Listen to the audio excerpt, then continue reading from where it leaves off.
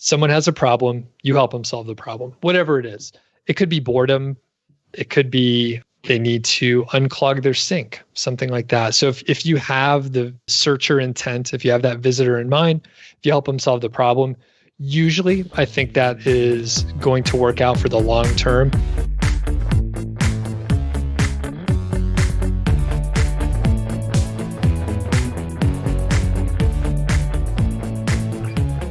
Welcome to The FI Show, where you'll get a behind-the-scenes look into financial independence. Here's your host, Cody and Justin.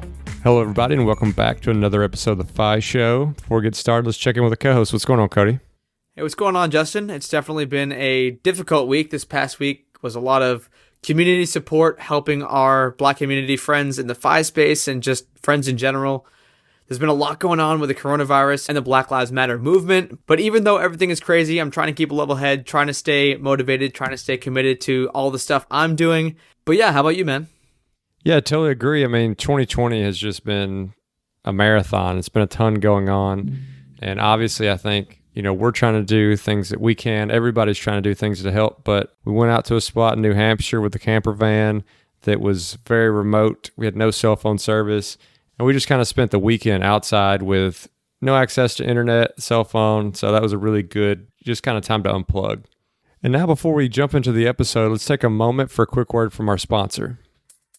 Do you want to learn more about the future of prop tech? And for those like me who are not sure exactly what prop tech is, basically it's using technology to give you advantages as a real estate investor. Prop Tech Conference for a Cause will be hosted by Igloo Home on June 18th. As a global smart lock company, Igloo Home is building the future of smart access for homeowners and property managers worldwide. With a line of smart deadbolts, key boxes, and padlocks, you can be sure that there's a way to keep your property secure. Hear from the people and businesses that are shaping the future of real estate, property management, and urbanization. All ticket fees from this event will be donated to Team Rubicon in support of their COVID-19 relief efforts. The event will have things like expert panel discussions, expo, and networking, and topics will include things like how businesses are adapting, the acceleration of prop tech adoption, looking at growth opportunities, smart city innovations, and a ton of more other cool stuff. So if you want to check out this awesome event and you're a real estate investor looking to get more involved in the prop tech space, taking your real estate investments to the next level, you can sign up at thefishow.com/tech. That's thefishow.com/TECH-tech. And today we're excited to bring on Doug Cunnington, who has made hundreds of thousands of dollars on his Amazon affiliate pages, as well as now coaching others on how to do the same thing. But he didn't start there. He's actually started out on a very traditional path as an engineer and found his way into it. Don't want to take away all of his thunder. Take it away, Doug.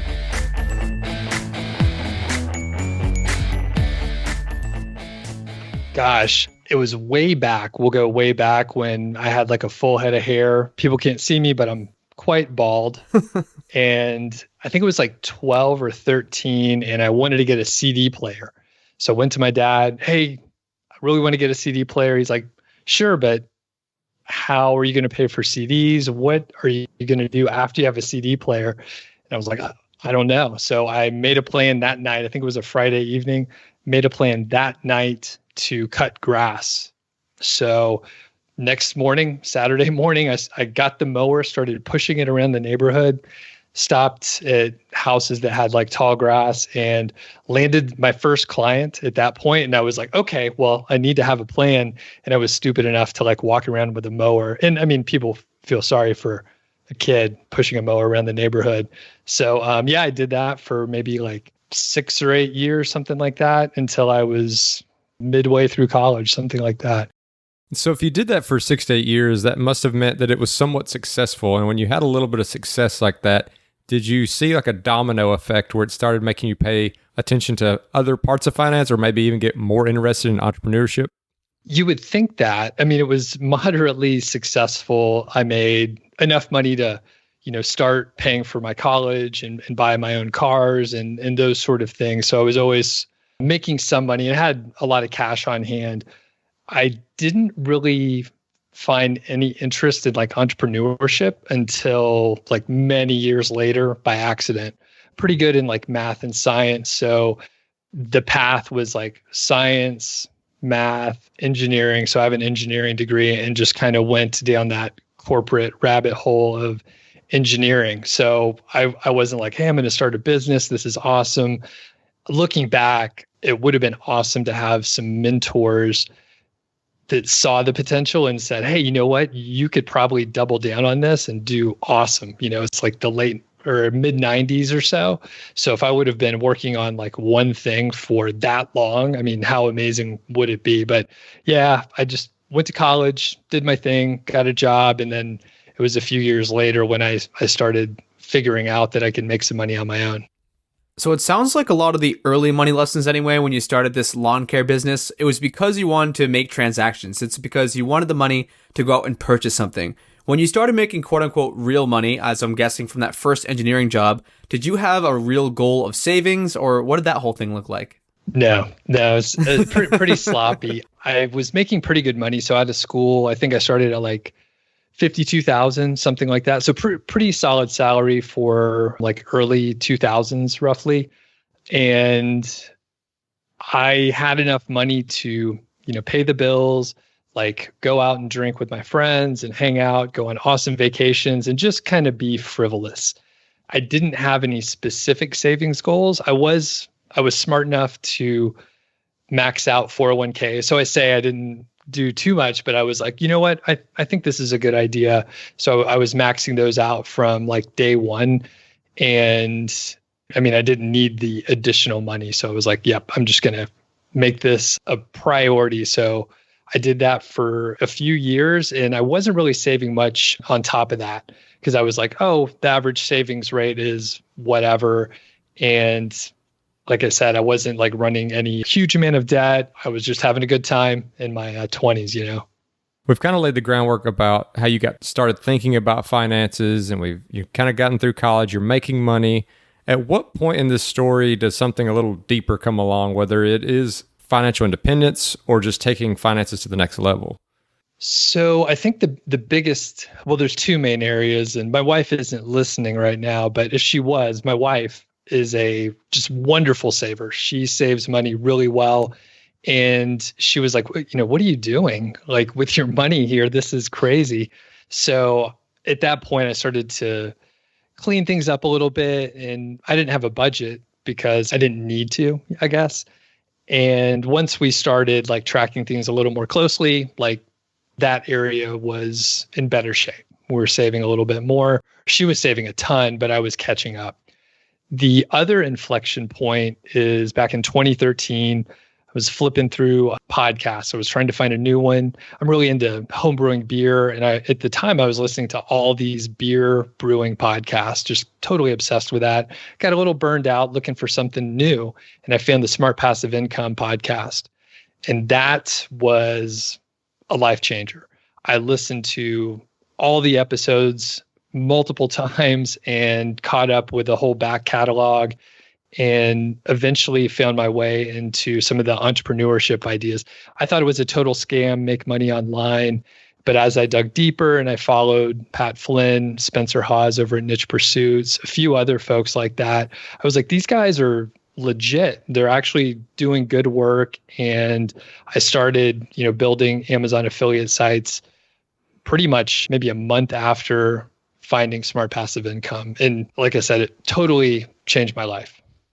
So I want to dig in here for a second. I know that this in itself could be a 5-hour long conversation just talking about how to build niche affiliate sites for Amazon. But I remember when I first started with Amazon affiliates and I was just collecting the pennies. It was like not life-changing money at all. And I can imagine, or maybe I'm completely wrong on this, you have to be generating a pretty decent amount of traffic to start making actual money with these Amazon affiliate sites. So for some people who may have never heard of this or want to learn how to get started, could you just give us a quick basic overview of how you got started and then maybe some things that you'd change and how you can be successful?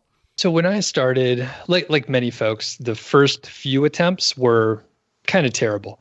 They were misguided. I made a lot of mistakes along the way. So the first couple sites were a little bit of a dud, but as they say, fail fast. So I was taking action pretty quickly and iterating pretty quickly as well. So for me, the first couple sites were not great, but within 6 months or so, I was making a few $1,000s per month. And, it starts really slow. Like you mentioned, Cody, I was making a few pennies here or there. And then it ramped up from, $15 one month to 150 to 400. And then I think within 6 months, it was like a $6,000 month.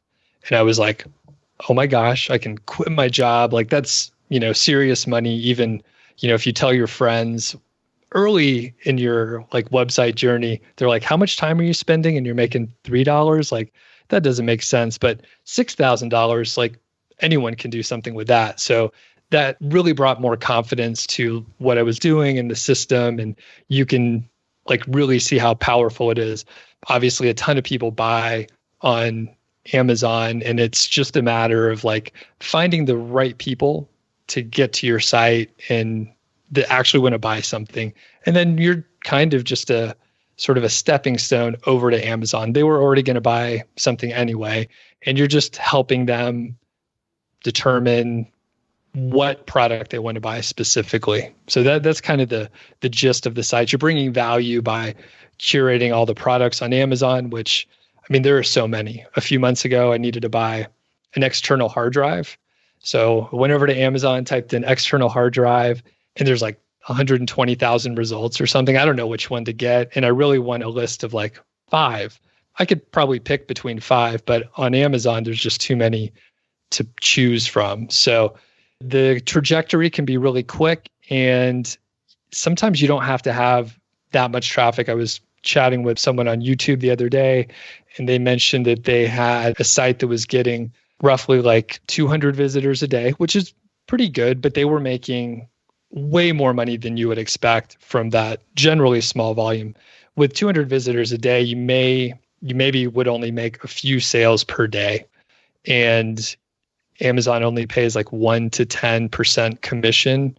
So you need to have like either higher priced products or really high volume. So a little bit of a balance there.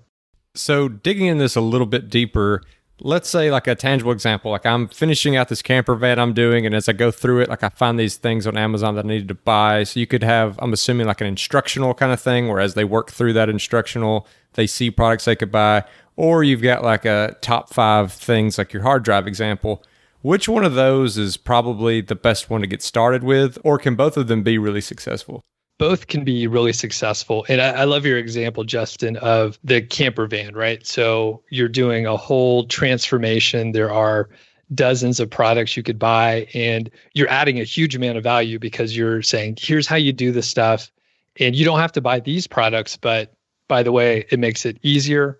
It's cheaper, it's faster, like all great things. So you're providing the how-to and great recommendations, and they could probably follow along and see exactly what you're doing. The other top 5 best of type listings, those are great. That's kind of my bread and butter, and that's usually what I stick to. The tougher part is if you're doing a how-to, that is a direct purchase path. So with the how-to, the buying cycle may be longer. So if I was interested in getting started in converting a camper as well, then I maybe would be doing research for maybe a couple months, or really do my homework ahead of time, where the best of type articles will attract people who go to Google and they say, or they will type in best hard drive for travelers. So, and that's what I would happen to be looking for, because I was going on a long road trip and I needed something that could get, run over by a car and, throw around in my backpack and stuff. So the best of kind of articles, usually someone's going to make a purchase pretty quick. Like they've potentially done a little research before, and they're probably going to buy fairly quickly. And that's important because on Amazon, the tracking cookie is 24 hours. So someone needs to make that purchase within 24 hours. So something that I've heard a ton, and I didn't really internalize it until I started running these small businesses by myself, is like it's 20% content, 80% marketing. And I'd be curious if you could weigh in on this a bit, because I can imagine, you type up this top 5 article, or you type up this how-to article, and it just is there on the internet. People need to know that it's there on the internet for you to start making money. So are you using SEO? Are you using different social media platforms? Could you talk about how you actually go and generate traffic for a new niche site? It's all SEO. And a lot of people do put more time into the social media channels, but it's not as buyer intent focused. So when someone types something into Google, you have a pretty good idea like what they're looking for. Are they looking for a how-to article? Are they looking for a product to buy? Again, those best of type articles with those keywords, those are the ones that are going to convert way better. Yeah, you can get some conversions on how-to type articles, but typically they're less buyer driven. The intent is just a little bit lower. And with social media, it's kind of a never ending, machine that you have to keep feeding and you have to keep posting stuff. Even with some of the scheduling and automation that is available, you still have to be in there in the weeds where SEO can bring in traffic for years. Some of the sites that I have are, 5, 6 years old. And it's not to say there's not maintenance and there's work to be done, but from that standpoint, SEO traffic is superior. And so when we're talking about SEO for people who are maybe not as versed in it, search engine optimization, so things that you're putting in there to help you rank or come up when someone searches, I know that's a huge topic, but is there any kind of like, you must do these 3 things or whatever it may be for people who are getting started with that? Yeah, it's a huge, huge topic. I think the most important thing is you need to find keywords. So those are, we say keywords, but really they're phrases, they're search phrases. So I mentioned a few times, someone goes over to Google and they type something in. That is the search phrase. That's the keyword. It's referred to as keywords in SEO. So you have to make sure you're not publishing content that no one's searching for. If no one's searching for the topic that you're publishing, then no one's going to find it. And it's been said many times, but I'll just repeat it here. If you build it, they're not just going to come, especially online. Like maybe 10 years ago, but no one really cares about your blog. No one cares about what you're doing unless you can help the searcher. So with that in mind, you just got to make sure people are searching for something. You don't want to be the very first one in the market because no one's searching for it. You have to educate everyone. You kind of want to be in an established market. And so that's one thing. And the other is, just write for the actual visitor to your site. When you get deep into SEO, sometimes people make weird decisions just based on SEO, and they kind of forget at the end of the day, if you publish something, you want it to help someone by solving a problem. So if you have that in mind, whether it's like me choosing a hard drive for traveling or like building out a camper van, you're helping someone solve their problem. And other than that, there's a lot of other guides and stuff on YouTube or blogs or whatever on SEO, but those are sort of the main things that maybe people overlook. So I want to hop back to your story a little bit. You mentioned that 6 months in, is that correct? You were making $6,000, Doug? That's right. All right, so that's pretty sweet. And you still have this corporate job at this time. Could you walk us through those next couple of years? Because I know myself, I'd say, see ya to that corporate job if I'm bringing in $6,000 from this fun side hustle that you're discovering online. So funny thing that happens with SEO and the Google algorithm, sometimes Google changes their algorithm and you were getting a lot of traffic and then all of a sudden you're getting very little traffic. So that happened to me the month after I hit that $6,000 month, because I was thinking exactly what you said, Cody. I was like, this is pretty close to full-time income. I feel really good about this. And then the next month it dropped dramatically. I think it dropped by like 80%. And I didn't know quite what to do, but I was like, okay, this is a learning experience. I will keep going.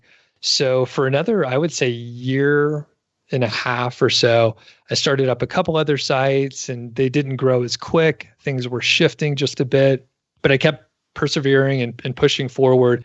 And eventually, I think it was about a year and a half later, I had another site, sort of pick up. And at that point, I had a better handle on the SEO side of it. And during that particular period of time, there were a lot of people. I mentioned Spencer Hawes, kind of an influential niche site and affiliate marketer. He experienced some of these ups and downs as well. So we kind of shifted around that 2014, 2015 period to what they call white hat. It's more of a sort of a pure way to get traffic, I guess. So you're working within the guidelines of Google Webmaster Guidelines, to be redundant. So we kind of shifted what we were doing. And at that point, I was still, going up the corporate ladder, and I didn't love my job. I was an IT project manager, which is a pretty good gig. I was doing consulting, make good money.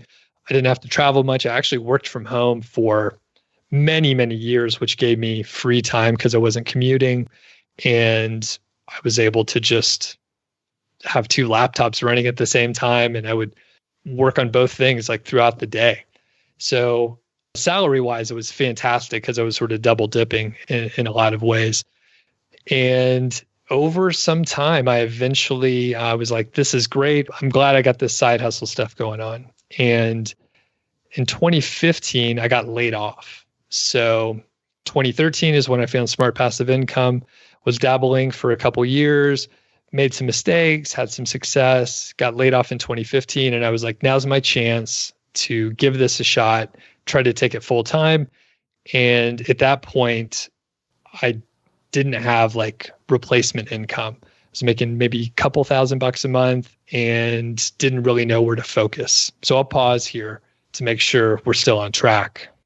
Yeah, you're totally on track. And I mean, this story is a very interesting one because I wasn't expecting the layoff part. I was honestly just expecting I got so successful that there was no point in me going to my day job anymore. But you did talk about how, these next sites weren't as successful. So I'm just kind of curious, like how that portfolio grew, like how many sites did you run? Do you run? How do you decide on like the variations that you're trying to do? Like what is so different? Why did you need to start multiple sites? Those sort of questions.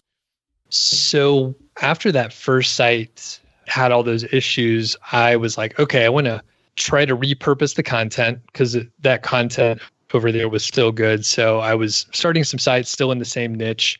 And then I kind of wanted to spread risk a little bit. So diversify, even though it was all the same revenue channels, all the same traffic channels. So it was a little diversification, although over time I realized I'm much better off if I just focus on one thing instead of trying to do too many things, even if it's all websites. So at the height, I think maybe I had 6 sites, and really I think 4 is better. And as I've progressed through my internet marketing career and met more people, I see people have 1 or 2 sites that take off and then they drop everything else because they realize the ROI is much higher if they just focus on the one thing. So I eventually, taper down and just ignore other sites that are still out there and they're just hanging out, maybe making a little money, but they're largely neglected. And typically I'm just focusing on, the bigger ones that have grown and done well over time. And I did a similar thing, like right after I got laid off, I ended up trying a couple different service-based businesses and just a couple other things like a course. And I was continuing with the affiliate marketing. So again, I spread myself a little thin, but it was truly like a diversified situation. Now, the interesting thing is like one of those service-based businesses were very successful. I was sort of positioned in a pretty good spot, but I realized, well, I don't want to deal with clients. Like I don't want to see this to success. So I was on track for 6 figures back in 2015, 2016 or so. And if it was successful, the end game would have been, I have a team of people. I'm at the top of an org chart, which is exactly the position that I had before. So I could build a team. I'm a project manager. I can run stuff, but I didn't really want to. And to this day, I have like 2 VAs and I want to have a lean team overall. I don't want to have a bunch of people waiting for me to tell them what to do.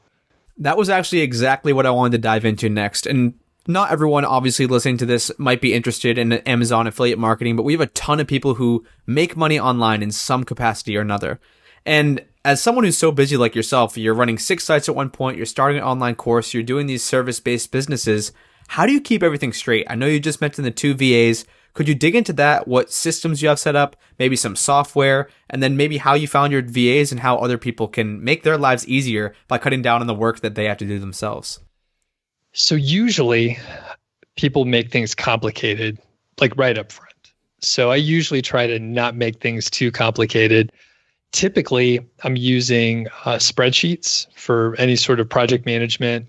It's really great especially if you're pulling in freelancers for ad hoc assignments, whatever they may be, because you don't have to train them. Everyone kind of understands how to use Google Sheets and they have a Google account, and you don't have to worry about onboarding as much. I have used a lot of different project management tools that are more complicated. Again, there's more training, stuff like that. And I find Trello is sort of like pretty easy to use. That's what I'm using these days. And you guys use that too? Yep. And it's great for just content management and easy tracking. I use Zapier, and it links up to many different things. So it's pretty easy to automate this and that and make sure anything in your process flow is sitting in the inbox of whoever needs to take care of it next. So, keep things simple. You can make them complicated later. You can always make them more complicated later. So just keep them simple up front. Use the simplest software that you possibly can. And again, you can upgrade or go to something more sophisticated if you need to. But sometimes people try and solve a problem they don't have yet. As far as my VAs, I typically go to Upwork, and I've hired dozens of writers from Upwork for the content on the sites. I don't write any of it myself anymore.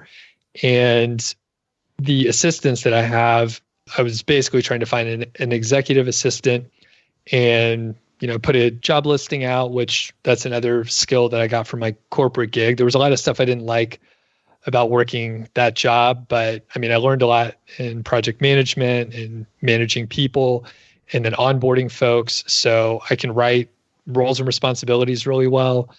People like to see that over on Upwork because a lot of the job listings are just terrible. They're like 2 lines. People don't know what they want, and expectations are way off at that point. So if they see an actual professional type listing, you're probably going to get a higher quality person. So I just interview a couple people, see if we have the right sort of communication. If it's something like a video editor, like I do a lot of YouTube videos. So I have a video editor, and I hired 4 people to do a trial. Highly encourage people to do trials. You want to pay them, you want to make sure you're paying people for the work that they do. But at that point, you don't need to interview them because you see the work that they're turning in. And that is, people can fake their way through an interview. They could be really charismatic. Some people, they may be able to do great work for you, but they get nervous. They freak out if they do a video interview, for example, and they just won't deliver. So if you could do trial assignments, it's a great way to vet people. And usually the cost is going to be fairly inexpensive versus like hiring someone that doesn't work out. So you've got these side businesses humming along. You've got what you want as far as a team. You're not a huge team. You got a lean operation. It sounds like you've got things pretty well figured out. But I'm just kind of curious, since I'm sure they're bringing in a nice income every month. I'm sure you've been still plugging away at that savings and you're building that nest egg. If you've got any thoughts about your future with it, and if you would just want to sell it to someone else who wants to collect those royalties and just walk away and not have to deal with any of it. Yeah, good question. I have over time sold a couple of sites, and let's see, I've sold a few. So I've sold about 3 sites, a couple early on under 20,000, and then I've sold a couple for over 6 figures, one over 200,000. So pretty good chunk of change. Typically the valuations on those are 25 times the monthly profit, roughly 25 to 35 or so. So that's like 2 to 3 years of profit you get upfront. So that's the huge value of selling such a site. Sometimes you get bored with them. I actually got bored with one of them, and I knew a better owner, someone excited, would probably be able to take it to places where I just wasn't willing to. Again, because I got other stuff going on, and I just don't have the drive to keep pushing. So as far as saving, as I mentioned, my wife was a really good saver, and I was making good money with my consulting gig and the side income. And then eventually, once I started working for myself, I made way more than I possibly could if I stayed at the corporate job for the rest of my career. There's like no way that you can make the same money by, waiting in line to get promoted and dealing with all the politics and all that stuff. So a couple of things with that. I think at some point I may reach that point, but I kind of enjoy the work that I'm doing. And I have blog, YouTube, and a podcast where I talk about affiliate marketing. So it's really good for me to have, boots on the ground in the trenches, actually doing stuff. I know a lot of folks end up teaching and or selling products and they had, a one-hit wonder. They don't know what they're talking about anymore and they're not implementing anything and they're just talking about the thing that worked in, 2015. So I think it's really important for me to, stay active so I know what's going on and it provides me, something to do. I mean, I probably won't go back to a corporate job. If it's the right opportunity, then maybe, but I really like working for myself. I like the freedom. We just moved to a new home and I took 2 weeks off and I don't have to check with anyone. I can kind of do whatever I need to do. Last year, I took like 3 months off, like traveling and doing some other stuff. So really enjoy the freedom with that. But I also, like a lot of people who end up, hitting FI, we're busybodies. We like to set a goal, usually some long-term thing, and we keep working at it. So I enjoy producing the content. I enjoy doing the podcast. I like writing. So all these things are keeping me busy anyway. And the websites make it easier to talk about those topics. So maybe I'll sell them someday, maybe not. I think it's awesome that you're staying relevant and keeping the content fresh. Because if you're someone, like you said, that was successful 10 years ago, and then you're still teaching people nowadays, that's not probably the person you want teaching you. But I know you've been crushing it with your course lately. And like you mentioned, you have the podcast, you got the blog, you got the YouTube channel, teaching other people about this type of affiliate marketing. When did all that start? And how has it been for you since then? So back actually in 2013. So at the beginning, I thought to myself, well, like I kind of maybe want to start a blog and teach people just like the folks that I'm learning from. It's kind of a cycle that you'll see. A lot of people will follow along. Hey, I want to start a blog too. So I did that. And right at the very beginning, I decided if I'm going to start a blog, I don't want it to be just a charity. I want to sell something. So right off the bat, I started an email list, pushed out like an ebook. Ebooks were a little more popular back then, but it was basically the course, the first iteration of the course that I have. Again, that was like November of 2013. I think I sold 10 of them for $88, something like that.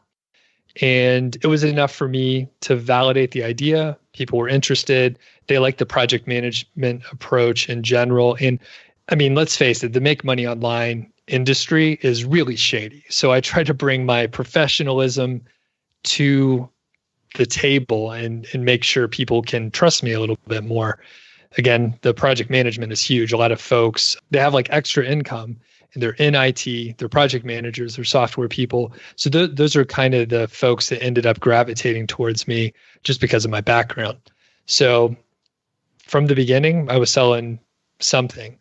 And then as time went on, as I sort of stumbled and was trying to find my footing, I pulled the course. I wasn't selling it for a little while. But then in 2016, as things were picking up again, I had a fresh take. I knew I could revamp the entire course, keep the framework generally the same, but really upgrade all the ideas that I had, all the tools that I was using, and then kind of battle test all the templates. So the course is filled with templates and a lot of those sort of systems that I used, and not just used, but tested, and then had other students kind of go through. So I would have like real life users out there that could give me feedback. Hey, this isn't clear. Can you improve this template? Something like that. So over time, I have improved the course in general. I've improved the marketing. So it's a better, market and product fit, getting the right students in there that can be successful. So, and it's been fantastic. I think I mentioned it when I was chatting with you before, Cody, that I've made over 6 figures over the last 3 years just on the course. And I also want to point out, I've made more than that from the affiliate marketing. A lot of folks are often like, oh, you make more from your course than you do from actually doing the work. So not the case for me. I actually do make more as a practitioner versus a teacher. In this course setup, I'm thinking back to what you said earlier, where one of your first successful websites, like it was humming along and then all of a sudden Google changed its algorithm.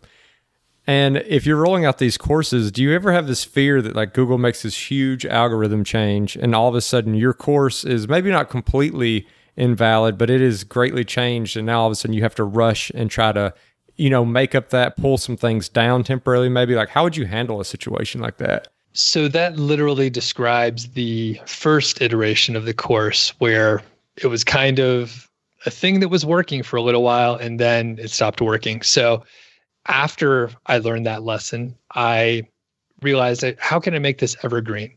How can I make sure I don't have to go and update the course every time there's a algorithm update? It used to be way less frequent. It used to be, every year, every 6 months, something like that.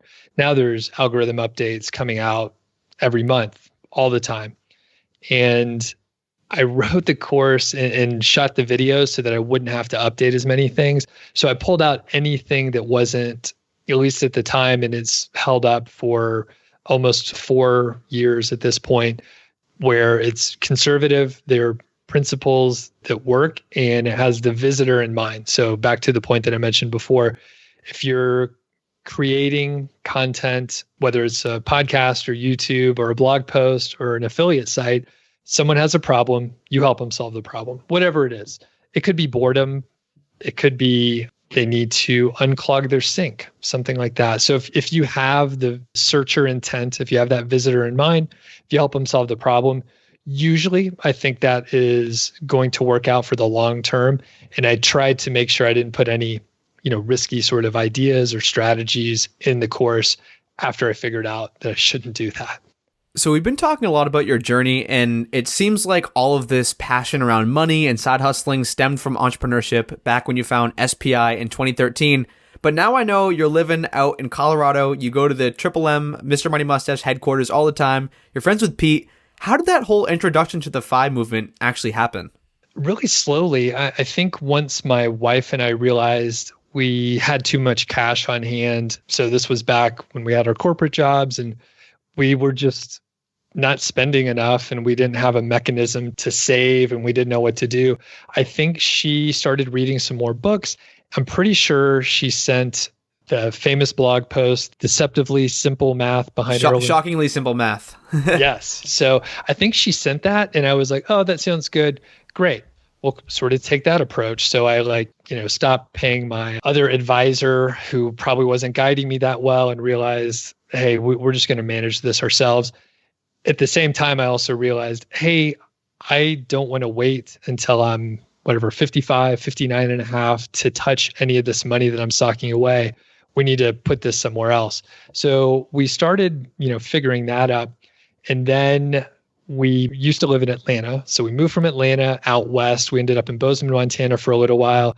And then just through serendipity, my wife ended up getting a job offer in the Boulder area. And turns out I love this area. I worked at the Rocky Mountain National Park in college back in the early 2000s. So I almost moved out here a couple times already. So I was like, sure, we may as well check it out. Close to the mountains, pretty cool. And I kind of knew, Pete was in the Longmont area. Funny thing, we lived here for about 6 months before I joined HQ. So Longmont's a fairly small town, but I just work at home and I wasn't paying attention. And all of a sudden I was like, you know what? I want to get out of the house. I'll see what the best co-working spaces are. And then I was talking to Pete a couple of days later and I was like, this is great. I'll be here. And yeah, it's an awesome community. Everyone's so cool. It's like our kind of people and they understand the side hustling. They enjoy, nerding out about money like we do. So like Cody said, we spent a lot of time covering that business side of things, but now you're getting into kind of when you're discovering financial independence. And I know you mentioned that, you got rid of a financial advisor, you did some moves. Do you think you really changed like how you thought about money after discovering the financial independence movement? Or was it just kind of these tactical things to get your investments in order so that you could retire someday? I think it has been a really gradual sort of shift because I was definitely like in the corporate world and all my friends had these management consulting jobs too. And I worked really hard to get promoted and made manager, and like, things are good at that point, great benefits and all that. And as I was launching websites and learning how to make money on my own, I slowly shifted to the entrepreneurship mindset and started saving a lot of money as well. And we were, throwing it into index funds and just, doing our thing. And as time went on, I realized entrepreneurs or, side hustle kind of folks have the same interest and we're into the same stuff as the FI community. We would just want freedom with our time, one way or another. We want to work on the stuff we want to work on, things we're passionate about. So I think it's sort of a blend, and just very gradually over the past 6 years, I shifted from, corporate worker bee to I can do my own thing. And the big thing, and I didn't mention this to you guys before, I'm kind of going on a tangent here, but my wife is super risk averse. So even if we, hit our number, it's like, well, we should probably stick with it. And with the events, recently, now's not a super great time to retire and start pulling money out or anything like that.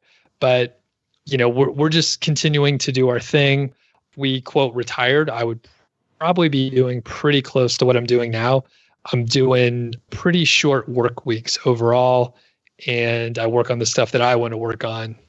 I gotta say, I love what you said about time freedom there, Doug, because I'm so on board with that. Entrepreneurs, freelancers, side hustlers, FI people, everyone wants the same thing. It's just freedom with their time. And I've also had an amazing time spending today recording this episode with you. You shared so many cool nuggets, and a lot of people might be hearing about Amazon affiliate marketing for the first time. For people who want to learn more about Amazon affiliate marketing, and for people who want to follow along with you, maybe connect with you, hear your story, could you point us towards some resources where they can get connected? Yeah, I have some awesome resources, basically a full sort of guide and framework to get started with Amazon affiliate marketing, especially if you've never touched any of this stuff before.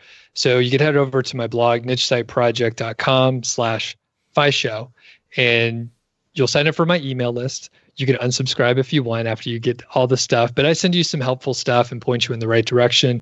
It'll point you towards blog posts and YouTube videos and some podcasts that are relevant. And I will mention podcasts are great. Obviously, you're listening to this right now.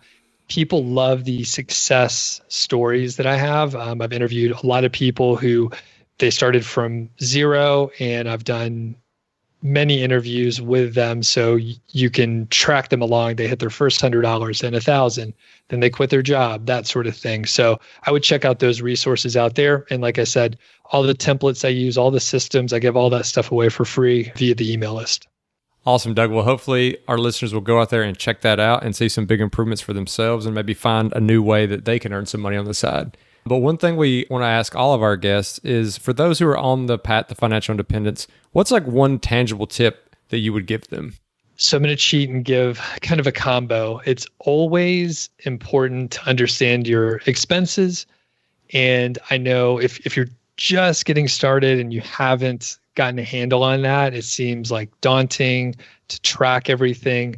But it's so important to just understand where that money is going. And I was talking to Mindy Jensen. I interviewed her a few weeks back, and she said that they had a notebook, a logbook that they wrote down all their expenditures while they were trying to figure out their expenses. And I think there's something really important about writing something down by hand, tangible. I know there's apps that can do it. I know there are cooler ways to do it, but writing it down, there's some kind of connection that happens in my brain anyway. So if you can get a notebook and just track those expenses, that's huge. And then once you have a handle on your expenses, I would say start side hustles, right? I know people have skills. You can use those skills from your day job. You could figure out how to parlay that into making money for yourself without anyone in the middle of you and the customer or the client or whatever. So figure out how to freelance, side hustle, do something. It doesn't have to be Amazon affiliate marketing. It could be, photography or something completely different. But if you could figure out how to make money on your own, those first couple dollars, super important, because then you realize, well, I could do this again and again. Awesome. Definitely love those tips, Doug. It's fine that you cheated and kind of gave us the combo there, but you're almost out of here. And I have one more question for you. And this is the wild card question where I'm not prepared. Justin's not prepared. So Doug, you're definitely not prepared, but are you ready? Oh, yeah. All right. So you've helped dozens, probably hundreds of people over these past, 7 years, 2013 to 2020, when you started creating content, helping other people become successful affiliate marketers. And I'm sure you've seen some stuff. I want to hear about the craziest niche site that you saw someone create. I'm talking someone creating maybe an adult toy type of business, or they're creating something just so out there and so weird. And you're like, wow, I can't believe they actually did this and it's successful. Well, I have seen the sex toy niche out there. And if you think about it, right, the best way to do reviews on products is to order all those products and test them out yourself. Now, I haven't seen that specifically, but I would say there's probably a pretty big niche out there to figure out. Because, I mean, if you're on Amazon and you're thinking, hey, which one of these adult products should I get? Is this the right size, for example? Whatever. Like, at least you can go to a review. I have seen some other sites that were just totally obscure topics that you wouldn't expect. So something like an antique corn husker. I've heard about those, which don't get into that niche. I mean, no one's buying them. Like, you can't get them on Amazon. But yeah, there's some just obscure stuff out there. But yeah, I mean, Cody, I'll give you the sex toy niche if you want to check it out. I can help you get it started. I'm all set. I really appreciate it, though, Doug. I'm sure that if I had some coaching from you, I could make it into a successful side hustle. Yeah, I think you could do it. Well, Doug, thank you so much for giving us some of your time today and walking us through your story and giving people this new avenue that maybe they can think about, or at least go out there and research more about and learn this tool of affiliate links and these Amazon affiliate links specifically. And we can't wait to hear some of the success stories from the listeners who go out there and sign up for your email list and work through some of that free course material you have. Awesome. Thanks a lot for having me. It's been a pleasure and an honor. So Doug gave us his background. He gave us how he started out setting up these Amazon affiliate pages and then how he's kind of scaled that business and his mentality as a manager. So it was really cool to see the start to finish, the whole encompassing story. What did you think about the episode, Cody? Yeah, I really liked and enjoyed this episode. I think it's kind of in the same realm and the same niche that we're in, but I think that Doug brings a whole different angle to it. Like, most of my online life has been building a brand or like building something around myself or, helping people and having like my face on it. But Doug is kind of behind the scenes building these sites where he's like, hey, here are the top 5 vacuum cleaners for your garage. Or, hey, here are the best 3 rakes for people who live in Minnesota. Obviously, these are a little bit ridiculous examples, but he just showed us that, like, if you start to understand SEO, search engine optimization, that you can start to build these sites that generate a ton of organic traffic from Google. You don't have to be posting on Instagram. You don't have to, build an audience or be an influencer. Any of these things that a lot of people think you need to be successful online. If you start to understand these fundamental concepts and things that algorithms like Google and Bing and Yahoo and Pinterest, whatever those search engines might be, are looking for, you can start to build a really successful and profitable niche site. One thing that I noticed from the episode was that there doesn't have to be a loser in this situation. So the person who's running this website can make a nice income off the affiliate links, but then the person who's actually searching gets a service as well because it makes it more efficient for them. Because as he said, you go to Amazon, you're looking for a hard drive. There's just so many options you don't know what to pick from. So of course there could be people out there who are putting together a list and they don't really care about which product is done well or helping the customer. But I think the ones that are actually successful are people who are giving legitimate reviews, who are being thorough, who are helping the customer. And in that situation, both people win. It's kind of unfortunate that some of the different like multi-level marketing and different things like that have given people a bad taste in their mouth anytime they think about, oh, use this referral code, or oh, hey, use this link. When in reality, no one loses in that situation. So I thought that was kind of an interesting thing. I think some people are quick to judge anything that's like, hey, let me send you to something, when it doesn't mean that they're giving you information they wouldn't do anyway. It's just kind of a way for there to be a win-win. I also liked how Doug was humble enough to admit when he either made a mistake or he created a site that he wasn't that passionate about. I remember he was saying he sold one of his sites, and he did sell it for quite a handsome sum of money. But he was like, you know what? I know that if I sell this to someone else, they can do a much better job at managing this than me. they can start to make more money than I can. So he's like, I'm going to stick with these 3 or 4 sites that I'm actually passionate about, that I like and understand the content, even though at this point he's actually hiring out the writing, because he's been doing the writing for the past 7 years since he started in 2013. But he is just staying in the niches that he really knows and that he really enjoys. And yes, he has ventured out and tried other things, and kind of like what we do with diversifying, or whether it's our income streams or our investment vehicles, he's figuring out what works for him and what's going to give him the best results in the long run. And now it's time for the call to action. For the call to action this week, Cody, just want to recommend people go over and get some free resources so they can learn more about this subject and maybe even take it for a spin if they want to. And they can get that over at nichesiteproject.com/FIShow. That's nichesiteproject.com/FIShow. And those are some free resources there. And if you can't remember the URL, you can go to our show notes and grab those. And for those of you who would like to access the show notes and see a detailed description of everything we talked about, all the links, the summary, everything we talked about in this episode today, you can do so at thefishow.com/Doug. That's thefishow.com/DOUG Doug. And as always, if you want to check out our Facebook group page, you can do so at thefishow.com/community. And we always appreciate those 5-star reviews. They help us get great guests like we had today. And if you're interested in supporting The Fi Show, you can do so by checking out some of our partners over at the resources page, which can be found at thefishow.com/resources. And thanks for listening.